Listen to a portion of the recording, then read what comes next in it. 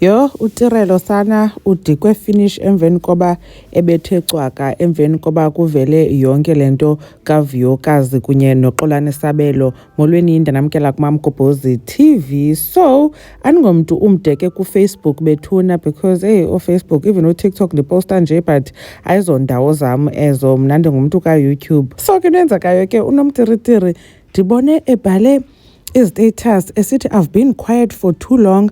I am tired of being dragged into things that have nothing to do with me.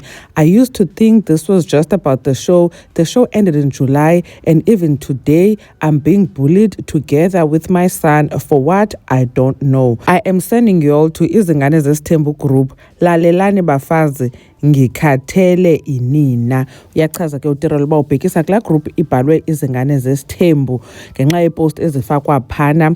Khona ke ipost efakweyo ethi sithombe sakho ubhizi uchaza ububi bakho noXolani Sabelo osezoba ngumyeni wakho nifanelene kuhlekwe. Wafaka ke uTirelo nepost kasisi ogama lingufezeka Jack obhale bethuna lo Xolani akayo relative kaTirelo ndiyamsola ngokumna. Xa ungena ke kule group yezingane zesithembu lo sisifezeka Jack unepost ezininzi njengoba nizibona nazi egxeka uTirelo etrola uTirelo. Into edisappointayo ke sana bethuna bangusisi omdala lona nanku niyambona ungumama.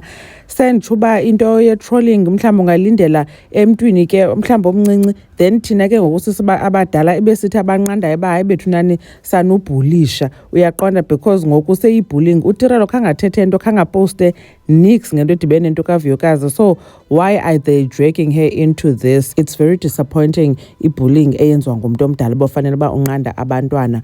Wathi wabhala ke uTirelo noba y'all have loud mouths with locked accounts on top of that. Ngosisi nomathemba ke aba balokhe i-profiles yo hayini bethunani. Yey hayi abantu abadala baxakile sana xa izawuvele ibe sithi aba uVuyokazi kaweyenzile i-live esithi uyanicela bethunani ba niyeke ubhulisha abantu on her behalf. Uyayicela but ke ifans zakhe azimamelanga loo nto leyo. Iwesi ke ngokuba during this time akukhona abantu baninzi bahlekisa ngalento yehlele uVuyokazi. Usuka apho sonke sinomsindo okanye abantu abaninzi banomsindo towards into kaXolani. Thina we were just frustrated ngento kaXolani because kudala sazifaka i-voice notes, kudala sazifaka i-screenshots uVuyokazi engahoyi engamameli, nangoku saqhubekeka saphinda sazifaka.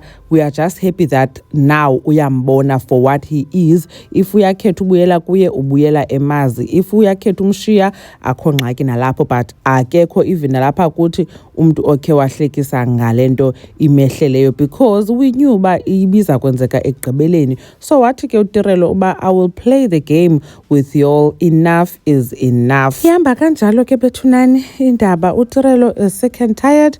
Sivuke ngezo screenshots zakhe ke abantu kuFacebook ba busy dragging her and yazi ba ke ba uXolani uthunywe nguTirelo ba makenze lento ayenzayo kuVuyokazi. Khanisho ke nina ke uba necinga ntoni ngezi fans zikaVuyokazi zibhizi zibhulisha uTirelo? uMamgobhozi uyanibona kwivideo elandelayo. Bye.